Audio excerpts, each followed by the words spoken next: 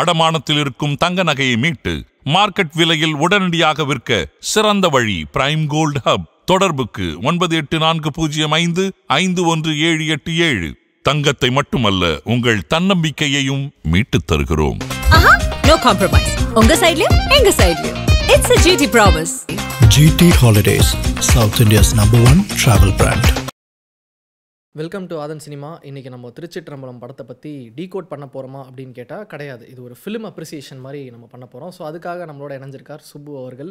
So Subbu யாருன்னு கேட்டிங்கன்னா, ஒரு ஷார்ட் ஃபிலிம் மேக்கர். நம்ம ஆதன் சினிமா சேனல்லே கூட வானமே இல்லை அப்படிங்கிற படத்தை டைரக்ட் பண்ணியிருக்காரு. அந்த படத்தோட லிங்க் வேணும்னா மேலே பார்க்கும். ஸோ ஃபுல்லாக பாருங்கள். Welcome to the show Subbu. Thank you. Okay, சொல்லுங்கள், திருச்சிற்றம்பலம் படம் எவ்வளோ ஸ்பெஷலான படம் உங்களுக்கு?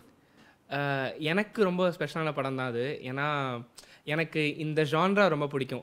ஃபேமிலி ட்ராமா, ரொமான்டிக் காமெடி, அந்த ஜான்ரா எனக்கு ரொம்ப பிடிக்கும். அழகாக ஒரு காலனிக்குள்ளே ஒரு பையன், அவன் நம்மள மாதிரியே இருப்பான். அவனோட ஒரு கதை. அந்த வீட்டில் வந்து அவன் அம்மா இல்லை, அவங்க அப்பா, அவன் தாத்தா 3 பேர் இருக்காங்க. அவன் வாழ்க்கையில் அவன் மீட் பண்ணுற அவனோட லவ் லைஃபு, அதனால் அவன் வாழ்க்கை எப்படி மாறுது அப்படிங்கிறத பற்றின ஒரு ரொம்ப குட்டியான ஒரு கதை தான் அது. ஆனால் அப்படி ஒரு கதையை வந்து அவ்வளோ ஹோல்சமாக, அவ்வளோ அழகாக, எந்தவித போலித்தன்மையுமே இல்லாமல் ரொம்ப நேச்சுரலாக இருக்கும் அது. ஸோ அது பார்க்கும்போது ரொம்ப ஃப்ரெஷ்ஷாக இருந்துச்சு, ரொம்ப புதுசாக இருந்துச்சு.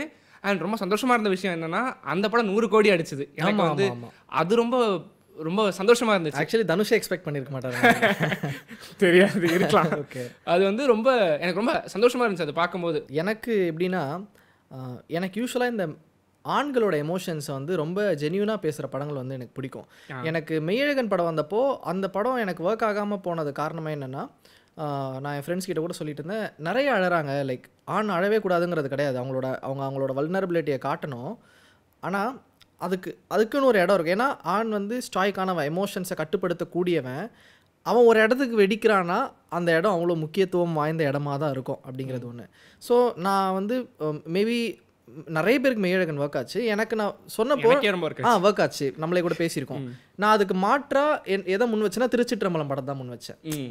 எனக்கு இந்த மாதிரி படம் பிடிக்காது, மெய்யழகன் மாதிரியான படம் எனக்கு பிடிக்காதுன்னு கிடையாது, அந்த மாதிரி படங்களை ரசித்து பார்ப்பேன். அதுக்கு ஒரு பெட்டர் எக்ஸாம்பிள் சொல்லணும்னா நான் திருச்சிற்றம்பலம் சொல்லுவேன். ஏன்னா அந்த படம் வந்து என்னை பொறுத்த வரைக்கும் தனுஷ் ஒரு லவ்வை பர்சீவ் பண்ணுறாரு, அவருக்கும் அவரோட கேர்ள் பெஸ்ட் ஃப்ரெண்டுக்கும் ஒரு காதல் மலை, அது கிடையாது படம்.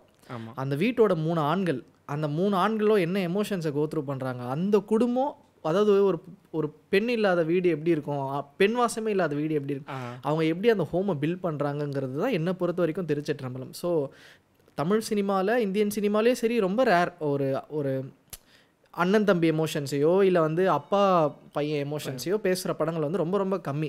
அப்படி பார்க்கும்போது இது ரொம்ப ஜென்யூனாக, எந்த நாடகம் நீங்கள் சொன்ன மாதிரி எந்த போலித்தன்மையும் இல்லாமல் ஆத்தென்டிக்காக பேசின படம் அப்படிங்கிறது திருச்சிற்றம்பலம்.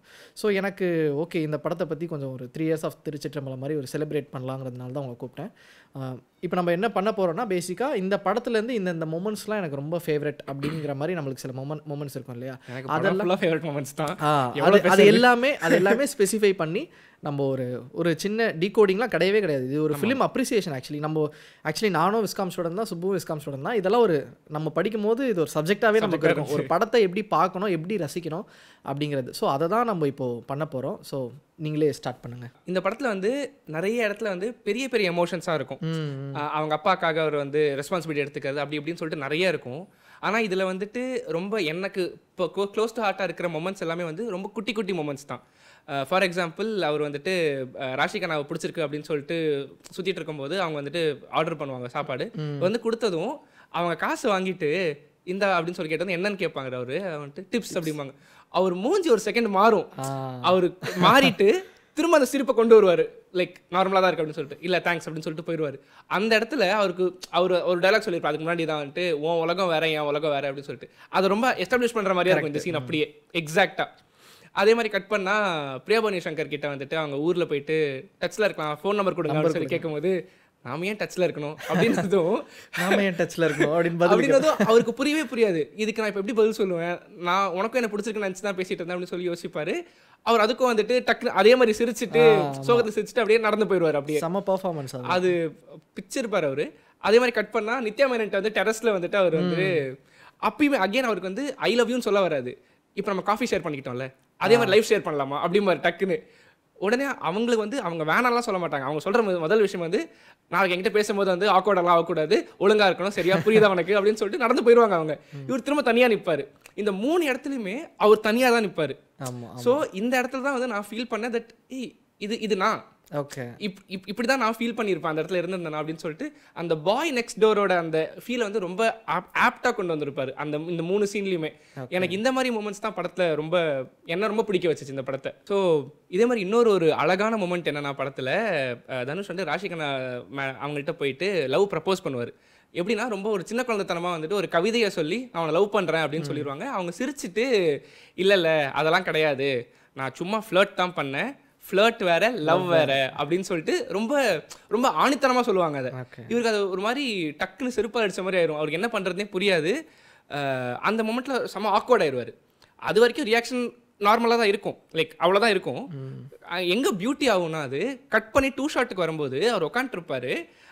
அவங்க மூஞ்சியை பார்க்க முடியாது, என்ன பண்ணுறதுன்னு தெரியாது. டக்குன்னு டேபிள் மேலே இருக்கிற ஃபோன் எடுத்து ஒரு 2 செகண்ட் இப்படி நோண்டுவார். நோண்டிட்டு என்ன பண்ணுறதுன்னு தெரியாது, சும்மா நோண்டிட்டு திரும்ப எடுத்து மேலே வச்சுருவார் டக்குன்னு. அந்த இடத்துல நான் என்ன ஞாபகம் இருக்கு, நான் தேடல கை தட்டினேன் அந்த சீனுக்கு. அந்த ஒரு ஷாட்டுக்கு நான் கை தட்டினேன், ஏன்னா அது நான் பண்ணியிருக்கேன். ஓகே ஒருத்தங்க மூஞ்சி பார்க்க முடியலன்னா நான் ஃபர்ஸ்ட் பண்ணுறது, நம்ம ஃபர்ஸ்ட் பண்ண போகிற என்னது ஃபோன் தான் எடுத்துப்போம். ஏன்னா என்ன பண்ணுறதுன்னு தெரியாது, எப்படியாச்சும் அதை சமாளிக்கணும். இந்த மாதிரி மொமெண்ட்ஸ்லாம் வந்து எனக்கு தெரிஞ்சு இப்போலாம் யாரும் எழுதுறது இல்லையா இல்லை வந்து யாரும் யோசிக்கிறது இல்லையான்னு தெரியாது. ஏன்னா அது ரொம்ப ரியலான ஒரு மொமெண்ட் அது. இந்த மாதிரி மொமெண்ட்ஸ்னால தான் எனக்கு அந்த படம் இன்னும் ரொம்ப பிடிக்கவே ஆரம்பிச்சிச்சு. அதுக்கப்புறமா இப்போ என்ன சொல்கிறது, நம்மலாம் வந்துட்டு நம்ம பார்த்த படங்கள்லாம் வந்துட்டு ஒரு பையனும் பொண்ணும் பெஸ்ட் ஃப்ரெண்டாக இருக்காங்கன்னா எதுக்காக இருக்காங்க அப்படின்னு சொல்லிட்டு நிறைய காரணம்லாம் யோசிப்பாங்க. இதில் அவ்வளோலாம் இருக்கவே இருக்காது. ரொம்ப சிம்பிளாக நித்யா மேனனுக்கு வந்து தெரியும் அவங்க அப்பா வந்துட்டு தனுஷோட அப்பா வந்துட்டு அவரை வந்து அடிக்கடி அடிப்பாங்க அப்படின்னு சொல்லிட்டு. ஸோ ஒரு சீனில் வந்து இன்றைக்கும் அடிச்சிட்டாரு அப்படின்னு சொல்லிட்டு சீனியர் பாரதி ராஜா சார் சொன்னதுக்கப்புறமா அவங்க குடுக்குன்னு மேலே ஓடி வந்துட்டு பிரகாஷ் சார் வந்து அப்போ பாலிஷ் போட்டிருப்பார் ஷூக்கு. அவங்க வந்துட்டு திட்டுவாங்க. லிட்டரலாக வந்து நம்ம அப்பா கிட்ட நம்ம திட்டுற மாதிரி அவங்க திட்டுவாங்க. ஃபுல்லாக திட்டிட்டு இதை பாருங்க சரி கிடையாது அங்கிள், அவனை நீங்கள் எவ்வளோனா திட்டுங்க பரவாயில்ல, ஆனால் கை வைக்காதீங்க எத்தனை தடவை சொல்லியிருக்கேன் அப்படின்னு சொல்லிட்டு திட்டிட்டு அவர் ஷூ பாலிஷ் போட்டுகிட்டே இருப்பாரா. இவங்களுக்கு கடுப்பாயிட்டு அதை பிடுங்கி கீழே எறிஞ்சிட்டு நடந்து போயிடுவாங்க. ஒரு 2 செகண்ட்ஸ் கழிச்சு திரும்ப நடந்து வந்து அந்த ஷூ எடுத்து அவங்க திரும்ப பாலிஷ் போட்டு அவர் கையில் கொடுத்துட்டு பார்த்துக்கோங்க அங்கிள் அப்படின்னு சொல்லிட்டு போய் நடந்து போயிடுவாங்க. அந்த ஒரு சீனில் வந்து நமக்கு சொல்லிடுவாங்க that she is part of this family already. அவங்க வந்து ஜஸ்ட் ஒரு ஃப்ரெண்டு கிடையாது, அவங்களுக்கு எவ்வளவு உரிமை இருக்கு அந்த அந்த இடத்துல வந்து அவங்களால வந்து இவ்வளவு தூரம் பேச முடியும், அவங்க அந்த உரிமையை எடுத்துக்க முடியும். அந்த உரிமையை எடுத்துக்க முடியும்னா அந்த உரிமையை எடுத்துக்கிற அளவுக்கு இடம் கொடுத்துருக்காங்க அப்படிங்கிறது வந்து ஒரு சின்ன சீன்ல எஸ்டாப்ளிஷ் பண்ணிட்டு போயிடுவாங்க. இதுவும் வந்து அந்த ரைட்டிங்கோட ஜீனியஸை தான் காட்டும் அந்த படத்துல. எனக்கு என்ன சீன் பிடிக்கும்னா, இந்த தனுஷ்க்கும் அவங்க அப்பாவுக்கும் சண்டை வந்துட்டு இருக்கும். சண்டை இருக்கும்போது அவர் கேட்பாரு என்ன வேணுமா அவனுக்கு அப்படின்னு சொல்லிட்டு கெட்ட வார்த்தைலாம் சொல்லி கத்துவார். எனக்கு எங்கள் அம்மா வேணும்யா கொடுப்பானா அவன் அப்படின்னு சொல்லிட்டு கத்துனதுக்கப்புறமா சீனியர் பழம் வந்து ஜூனியர் பழத்தை அடிச்சு டேய் என்ன வார்த்தை பேசுகிறேன்னு சொல்லிட்டு அடித்து கொண்டுட்டால அப்படின்லாம் சொன்னோன்னா அடித்து டெரஸ் காமிச்சிடுவார். போடா வெளிலன்னு அமைச்சிடுவார். அந்த சீன் அப்படியே பிரகாஷ்ராஜ் என்ன ஃபீல் பண்ணுறாருங்கிறத காட்டணும். அவரோட முகத்தையே காட்டியிருக்க மாட்டாங்க, அப்படியே கேமரா பேனாவாக ஒரு முதுகு மட்டும் காட்டியிருப்பாங்க. விச் மீன்ஸ் நான் எப்படி புரிஞ்சுக்கிட்டேன்னா அந்த கேள்வி அவரை ரொம்ப அவமானப்படுத்துது. என்னால் அந்த அப்படி ஒரு கேள்வியை கேட்டால் என்னால் முகத்தில் கூட முழிக்க முடியாதுங்கிற அளவுக்கு அவர் அப்படி ஃபீல் பண்ணுறாரு. அது எந்த அளவுக்கு அப்படி காட்டியிருக்காங்கன்னா ஆடியன்ஸ் முகத்தில் கூட அவர் முழிக்கிறதுக்கு விரும்பலை அப்படிங்கிற மாதிரி காட்டியிருப்பாங்க. அவருக்கு நினச்சிருந்தா ஒரு க்ளோஸ் போயிருக்கலாம், சூப்பராக நடிக்கக்கூடிய ஆள் க்ளோஸ் வச்சு அவரோட ஃபீலிங்ஸை காமிச்சிருக்கலாம். ஆனால் அதை விட இது ரொம்ப தாக்கமாக இருந்தது தட் அந்த பேக் ஷாட்டு.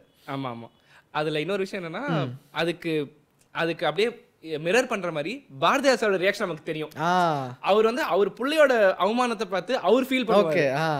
அந்த அந்த அது சூப்பர் ஸ்டேஜிங் அந்த சீனே நீங்க சொன்ன மாதிரி அது பிரில்லியண்டா பண்ணிருப்பாங்க அந்த சீனை. இந்த சண்டைலாம் முடிஞ்சு பிரகாஷ் ராஜுக்கு ஸ்ட்ரோக் வந்துடும். அங்கே தான் இன்டர்வல் முடிஞ்சு ஃபர்ஸ்ட் சீனே வீட்டுக்கு கூட்டிகிட்டு வருவாங்க ஹாஸ்பிட்டல்லேருந்து. அந்த வீல் சேரில் உட்காந்துட்டு இருப்பாரு. அந்த காலில் ஏதோ செருப்பு போடுற மாதிரியா செருப்பு கழட்டுற மாதிரியான்னு தெரில. பின்னாடி வந்து தனுஷ் அதை பார்ப்பாரு. பார்த்துட்டு நம்மளுக்கு அது வரைக்கும் சண்டை தான், அப்பானா பிடிக்காது தான். ஆனால் அந்த ஒரு இமேஜ் இருக்குல்ல, அப்பாவோட கால் அப்படி இருக்குது, அப்படி கோணி இருக்குது அப்படிங்கிறத பார்க்கும்போது ஒரு பையனுக்கு என்ன வலி இருக்குமோ. சீனியர் பழங்கிட்ட வந்து சொல்லுவார், யோ அந்த ஆள் என்னை அச்சாதான் என் மாசு, போலீஸ் ஸ்டேஷனில் அச்சா இல்லை சும்மா சிங்கம் மாதிரி அப்படின்ட்டு. ஸோ நம்ம எல்லாருக்குமே இருக்கும். இப்போ எங்கள் அப்பாலாம் ஒரு அக்ரெசிவான டேட் தான், ரொம்ப அக்ரெசிவாக இல்லைனாலும் அந்த சின்ன வயசில் அடிச்சுலாம் வளர்த்தவர் தான். ஆனால் எங்கள் அப்பா ஒரு சிக்கில் இருக்கும்போது அவருக்கு உடம்பு சரியில்லாமல் ஒரு ஹாஸ்பிட்டலில் இருந்து அவர் ரொம்ப வலியினால் கத்தும் போது நான் பார்த்து அழுதுருக்கேன். நீ என்னை எவ்வளோ வேணா அடிப்பா, தயவு செஞ்சு இப்படி அழாத அப்படிங்கிறது வந்து அதுதான் அந்த பையனுக்கு இருக்கும். அவன் பையன் அப்பாவை லவ் பண்ணுறதே அந்த அக்ரெசிவான அந்த இதுவை பார்த்து தான் அந்த அன்பு தான் அவனுக்கு இருக்கும். ஸோ எனக்கு அந்த சீன் ரொம்ப பர்சனலாக நான் நினச்சிருக்கேன்ல, அந்த ஃபீலிங் வந்து அந்த ஆள் என்னை அடிச்சாதான் என் மாசுன்னு நான் நினச்சிருக்கேன். அதை வந்து ஸ்க்ரீனில் பார்க்கும்போது எனக்கு ரொம்ப ஒரு மாதிரி ஃபேசினேட்டடாக வந்து நான் கண் கலங்கின நிறைய சீன்ஸில் அதுவும் ஒரு ஒன் ஆஃப் த சீன்ஸ். எனக்குமே அது ரொம்ப பயங்கரமான சீன். ஓகே, இன்னொரு சீன் ஒன்று இருக்கும். கோயிலில் வந்து பிரகாஷ் ராஜ் கேட்பார், நான் இப்போ ரொம்ப உங்களுக்கு பாரம் ஆகிட்டேன் அப்படின்னு கேட்கும்போது சீனியர் பழம் என்ன சொல்லுவார்னா, ஆமாம் என்ன இப்போது ஒரு வயசு வரைக்கும் பாரத்தை சுமக்கிறது சுகம், ஒரு வயசுக்கு அப்புறம் பாரமாக இருக்கிறதே சுகம் அப்படின்னு சொல்லிட்டு சொல்லுவார். ஸோ இன்னொரு டைலாக் கூட அதோட பியூட்டியே வந்துட்டு அந்த கடைசி டைலாக்ல தான் இருக்கும். ஏன்னா அப்போ தான் நீ எப்பேற்பட்ட பிள்ளைய பெற்றிருக்கேன்னு சொல்லிட்டு உனக்கு தெரியும், உனக்கு என்னையா நீ தங்கமான ஒரு பிள்ளைய பெற்றிருக்க, அவன் பார்த்துப்பான். அங்கே அது வந்து அந்த கண்ணீர் சிந்த பாட்டோட நடுவில் வரும். அங்கேருந்து கட் பண்ணி திரும்ப பாட்டு ஆரம்பிக்கும் போது ஃபர்ஸ்ட் ஷாட் என்னவா இருக்கும்னா, இது ஜூனியர் பழம் வந்து தண்ணி எடுத்துட்டு குளிக்க வைப்பாங்க. ஜூனியர் பழம் தண்ணி எடுத்துட்டு போவார் உள்ள, கட் பண்ணி தண்ணி பக்கெட்டை வெளில எடுத்துட்டு வரும்போது வெறும் பக்கெட்டை வெளில எடுத்துட்டு வருவார். சீனியர் பழம் வந்து நீலகண்டன் பிரகாஷ் ராஜ் சாருக்கு வந்துட்டு தண்ணி ஊற்றி குளிப்பாட்டிட்டு இருப்பாங்க. ஸோ எப்படி சொல்றது, அந்த பாரமா இருக்கிற ஒருத்தர் பாரத்தை சுமக்கிற ஒருத்தர் அப்படின்னு சொல்லிட்டு காமிச்சிட்டு அட் த சேம் டைம் ஒரு மேல் லோன்லினஸை வந்து இதை விட அருமையா காமிச்சிருக்க முடியாது. நீங்க சொன்ன மாதிரி ஒரு பெண் வாசனை இல்லாத ஒரு வீட்டில் ஒரு 3 ஆம்பளைங்க இப்படிதான் சமாளிப்பாங்க. ஓகே, எப்படியோ அவங்களுக்கு தெரிஞ்ச அளவுக்கு அவங்களால முடிஞ்ச அளவுக்கு இப்படிதான் சமாளிப்பாங்க. இந்த பியூட்டியுமே வந்து அந்த சின்ன சின்ன மொமெண்ட்ஸ்ல வரும். அகைன் கண்ணீர் சீந்த பாட்டு வந்து ஒரு செம்ம மாண்டேஜ். அது எந்த அளவுக்கு அழகாக ஷூட் பண்ணியிருப்பாங்கன்னா, பிரகாஷ் ராஜ் வந்து வாழ்த்துறதுக்காக போலீஸ் அதிகாரிங்க ஒரு 2 பேர் வந்திருப்பாங்க, சால்வெல்லாம் போத்தி அந்த பொக்கேலாம் கொடுத்து, அவருக்கு ஏதோ ஒரு செரமனி நடக்கிறதா இருக்கும். அப்போ தான் இவருக்கு இந்த ஸ்ட்ரோக் வந்துடும். ஸோ வீடு தேடி வந்து அவருக்கு அந்த மரியாதையை பண்ணிட்டு போவாங்க. அந்த சீனில் சீனியர் பழம் ஒரு பக்கம் நின்று பெருமைப்பட்டுட்டு இருப்பார், இவன் ஒரு பக்கம் நின்று பெருமைப்பட்டுட்டு இருப்பான். நீங்கள் பிரகாஷ் ராஜோட ஷூலேருந்து யோசிச்சு பாருங்களேன், ஒரு மனுஷனுக்கு அதை விட வேறு என்ன வேணும்? நீங்கள் வந்து உங்கள் அப்பாவையும் பெருமைப்படுத்திட்டீங்க, உங்கள் பையனையும் பெருமைப்படுத்திட்டீங்க.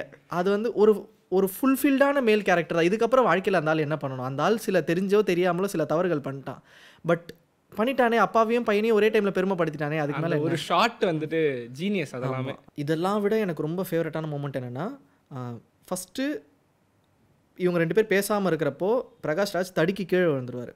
கீழே விழுந்துட்டு அப்பான்னு கூப்பிட்டுட்டு இருப்பார். சீனியர் பழம் தூங்கிட்டு இருப்பார் நல்லா. அப்போது தனுஷ் தான் போகலாமா வேண்டாமா அப்படின்னு சொல்லிட்டு டக்குன்னு என்னவோ தோணும். ஓகே, போயிட்டு அவங்க அப்பாவை தூக்கி பிடிச்சிட்டு உட்கார வச்சுட்டு, ஐ மீன் அதில் இன்னொரு அழகான ஷாட் என்னன்னா, அந்த வேட்டியை கட்டுற சீன் இருக்குல்ல, எங்கள் அப்பாவோட மானம் போயிடக்கூடாதுங்கிற மாதிரி ரொம்ப ஹிட்டிங்கான சீனு இது ஒன்று. அப்படியே கட் பண்ணால் ஊருக்கு போயிட்டு அந்த ஸ்ட்ரோக்லேருந்து அவன் எழுந்துக்க ட்ரை பண்ணுவார். வீல் சேர்லேருந்து எழுந்துக்க ட்ரை பண்ணி மேலே கம்பியை பிடிச்சோன்னே திருன்னு கூப்பிடுவார், அவங்க பையனை கூப்பிடுவார். ஒரு மனுஷன் கீழே விழுந்துட்ட போது அவங்க அப்பாவை கூப்பிட்றான், ஒரு மனுஷன் எழுந்துட்டதுக்கு அப்புறம் அவன் பையனை கூப்பிட்றான். என்னோட வீக்னஸ் எங்கள் அப்பாவுக்கு மட்டும் தெரிஞ்சால் போதும், என் பையன் நான் ஸ்ட்ராங்காக இருக்கிறத பார்த்து தான் வளரணுன்ட்டு அப்படி இருக்கிற ஒரு மேலோட எமோஷன் இருக்குல்ல, எந்த படமுமே அப்படி பண்ணதே கிடையாது. இவ்வளோ சூப்பரான அந்த தலைமுறை டைனமிக்கை இவ்வளோ சூப்பராக யாருமே காமிச்சது கிடையாது. அதான் இப்போது நீங்கள் சொன்ன மாதிரி தான், நீங்கள் சொன்ன அதே விஷயத்தை தான் இதுதான் மோஸ்ட் யூனிக் ஹீரோ வர்ஷிப் ஃபிலிம்னு எனக்கு தோணும். ஏன்னா நீங்கள் சொன்ன அதே சீன் தான், அதாவது அப்பா பிரகாஷ் ராஜ் சார் கீழே விழுந்துருவார், இவர் போகணும், அது ஒரு ட்ராமாவான ஒரு சீன் அது. ஆனால் அந்த இடத்துல அனிருத் வந்து பிஜிஎம் வந்து செம்ம ஹையில் இருக்கும், பயங்கரமாக ஸ்கோர் பண்ணியிருப்பாரு, சூப்பராக ஸ்கோர் பண்ணி ஒரு மாதிரி ஆர்கெஸ்ட்ரேட் பண்ணி ஹையில் ரேஸ் ஆகும்.